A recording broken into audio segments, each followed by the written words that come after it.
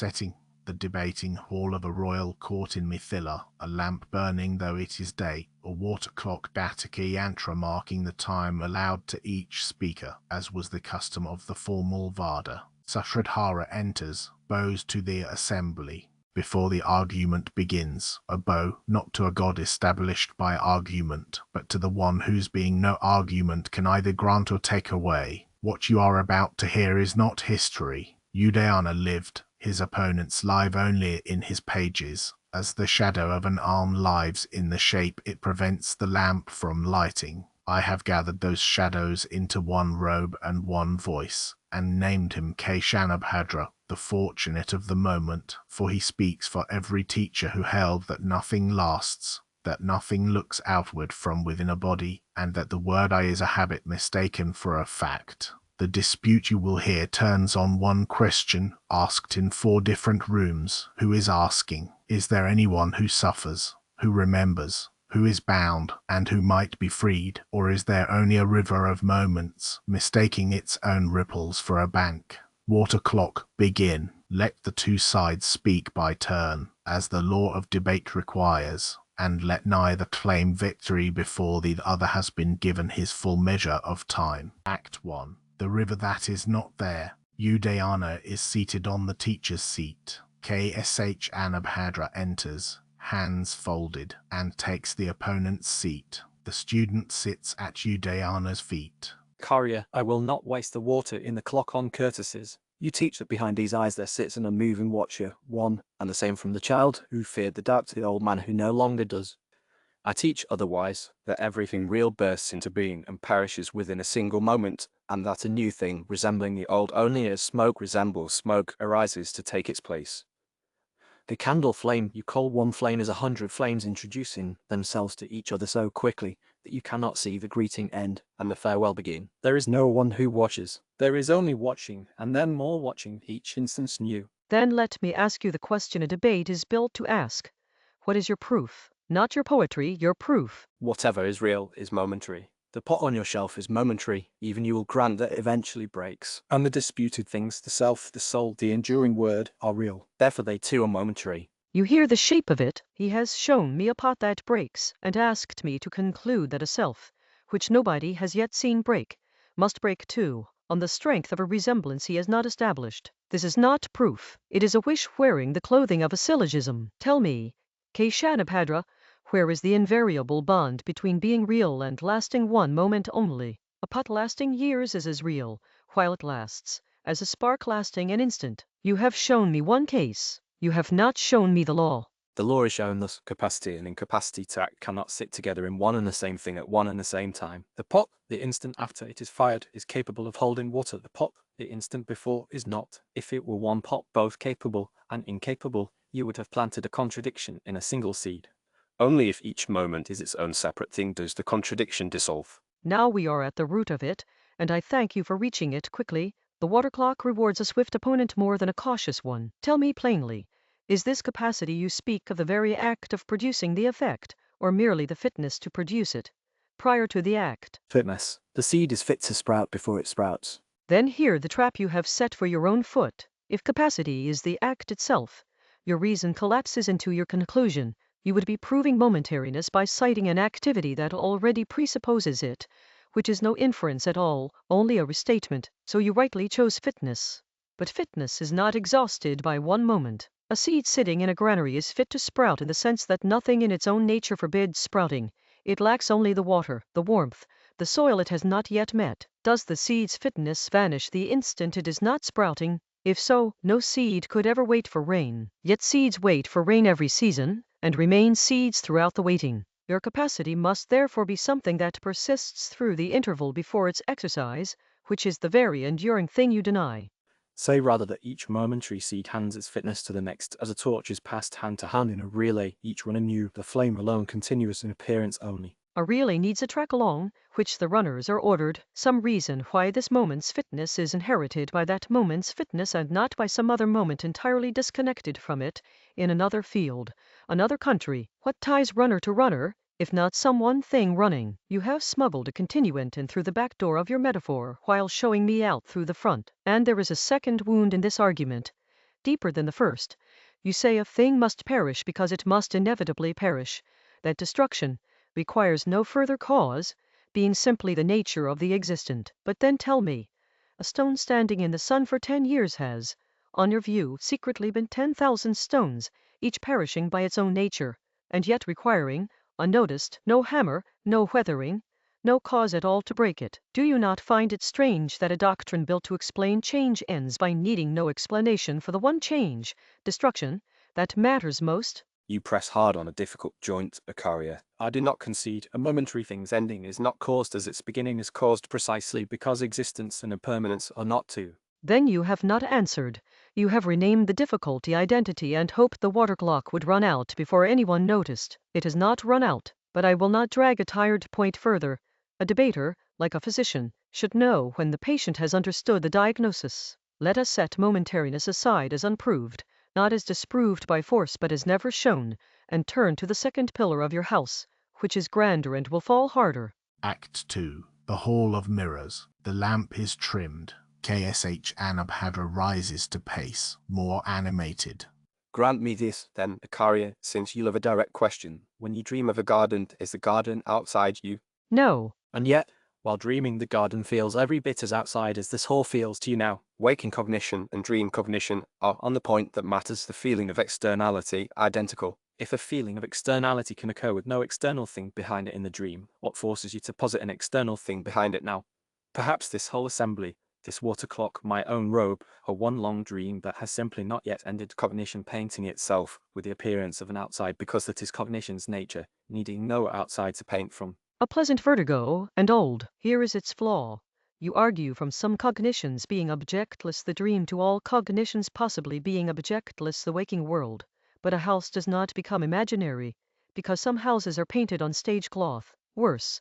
How do you and I agree, this very afternoon, that dream and waking even differ enough to compare? You yourself distinguish them. You would not walk off this dais believing the floor absent, though you might in a dream. That very distinguishing is a cognition of a difference between two kinds of cognition, made from a vantage outside both. What is it, if not the report of something the dream state cannot furnish and the world can, namely, a stable object which persists to be checked against, corrected by, returned to? Say the difference you speak of is only a difference of vividness, of coherence, internal to cognition itself. Cognition illuminates itself, as a lamp needs no second lamp to be seen by. What you call an external pot is only this cognition, wearing for a while the appearance called potness, needing nothing beyond itself to explain that appearance. Then account for this.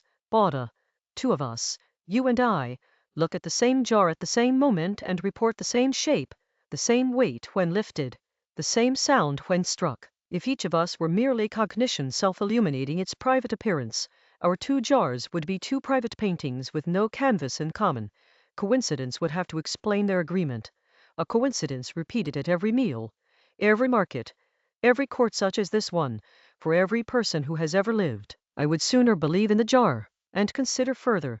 Your own inference, the one you are giving me now, depends on my mind receiving a reason from outside itself, namely your voice, entering by my ear, addressed to a listener you take to be distinct from the sound and from your own mind producing it. If nothing is outside cognition, to whom, and by what channel, are you even now speaking? You have found the seam in the robe, Acaria. The very act of debating you presupposes a second party outside my own stream of cognition, which the doctrine of mind only cannot, without embarrassment, allow. I concede this pillar cracks, though I do not yet concede the house has fallen. There remains a room you have not entered, even should the outer world must the self stand behind the scene of it.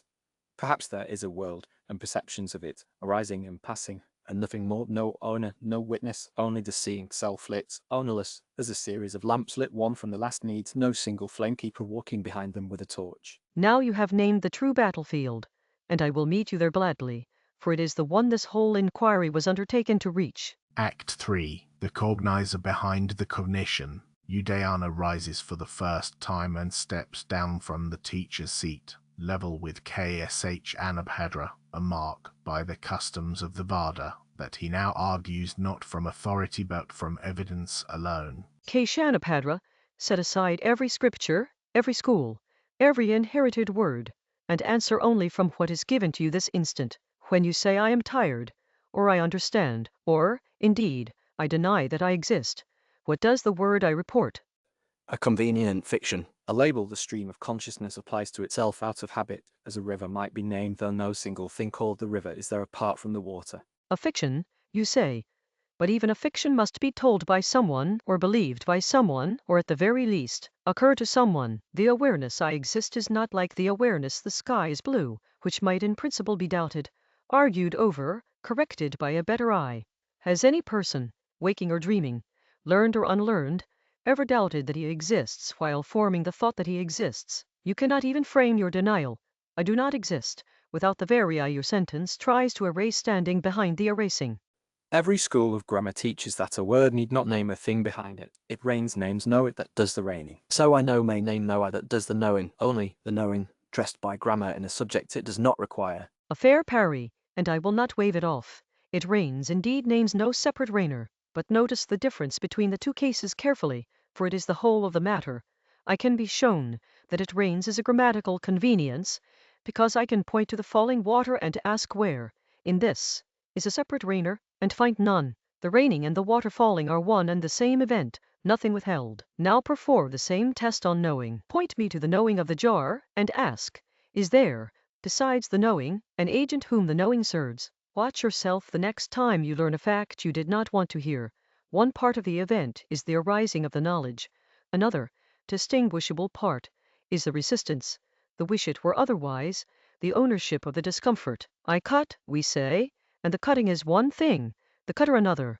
The iron does not own the wound it makes. So too I know. The knowing is an act, and every act, by the plain evidence of every other act we have ever examined, requires an agent distinct from itself, one who begins before the act and remains after it, since the sickle is duller after the cutting than before, while the reaper is not consumed by his reaping. Then let the agent be nothing more than the body, or the aggregate of senses, and understanding acting together. No further self is needed beyond these 5 heaps in corporation. Ask yourself, then, why any body does not serve as any person's self-knowledge. If self-cognition took the body merely as a body, my hand should as readily report I of your hand as of mine. Bodies do not differ, in their bare bodily nature, in a way that could sort themselves so precisely, one to one, into billions of private claims of mine. Something already distinguishes this body as belonging to a knower before the knower can call it mine, and that distinguishing cannot itself come from the body, on pain of circularity, the body needing to already be known as one's own in order to explain why it is known as one's own. Acharya, may I ask what troubles me? Grant the self is real, how do you distinguish it, in cognition, from the mere flow of experiences it is supposed to own? A crowd is nothing over and above the people in it. A good question, and better than half the objections raised by opponents in this hall, if the pupil will forgive the comparison. Consider memory. I recall today a mango I tasted 20 years ago as a boy. The tasting was one event, decades gone. Its very moment perished past recovery. The remembering is another event, this instant, in a body grown old and changed in every visible particular, for the remembering to be my remembering of my tasting, and not merely a report about some other person's vanished pleasure, as impersonal to me as a stranger's diary. One thing must have been present at the tasting and remain present at the remembering, binding the two moments as one person's history, rather than two persons' unconnected events. A crowd, once dispersed, remembers nothing. There is no crowd left to do the remembering. But I remember, momentary cognitions, each perishing entire before the next arises, could no more explain this bridging than a single wave could recall the shape of the wave that broke on the shore an hour before it was born. Some among my own teachers speak of a store consciousness, a hidden continuity beneath the surface flashes, to carry precisely this weight. Then, Keshanabhadra, I welcome you halfway across the hall already, for you have just described, in Buddhist dress, exactly what I have been calling the self throughout this debate, something that endures beneath and behind the passing flashes, is not identical with any one of them, and is required to explain memory, ownership, and the very possibility of your addressing me as one and the same listener from the start of this vada to its end. Rename it if you wish. I will not quarrel over the name once the reality it is coined to explain is granted. Act 4. The silence beyond argument. The water clock is nearly spent. KSH Anabhadra has returned to his seat, subdued but not yet defeated. Udayana resumes the teacher's seat. Suppose, Acharya, I grant you the self, persisting, remembering, distinct from body and from the bare act of knowing. One question remains, and it is the one that first sent me to my teachers as a boy before I had heard the word momentary. Why is there suffering? And is there any exit from it that does not require a fable? You have won me a self. Have you won me a self worth having? That is the only question, in the end, that either of our schools was ever built to answer. Everything before this was clearing the ground for it. Consider, if there is no self, only a self-illuminating flow, then no one is bound and no one is freed, and every teacher who ever taught the path out of suffering was teaching an empty room to leave. But if there is a self, one that persists through error and correction, through sleep and waking, through the tasting of the mango and its remembering 30 years hence, then that same persistence is what makes liberation more than a word. The self that has mistaken itself for the body, that has suffered by that mistake, is the very self capable of unlearning the mistake and, unlearning it, ceasing to suffer, not vanishing, as your momentary flashes vanish, but continuing, correctly, at last, without the old confusion. A wave has nothing to be freed into.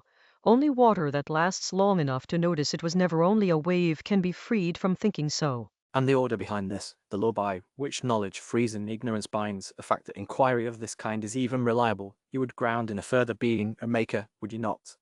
I have heard this is where your road runs next. It is, though the water clock will not permit me the whole of that road tonight, and a wise debater ends before his welcome does. I will say only this, and let it stand as this evening's final word rather than as the closing of the matter.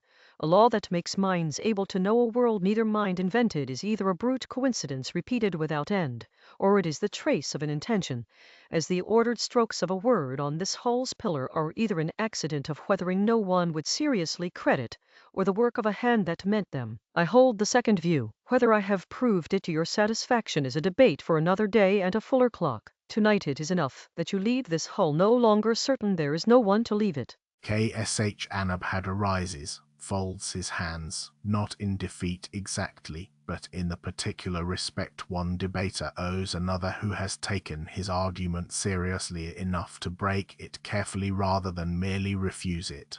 I came to empty your hall of a self, Akaria, and find instead I cannot empty even the coming. Then the water clock has done its work. Go and sit with the question further. That, too, is a discipline. Avada well thought does not end in one man's silence.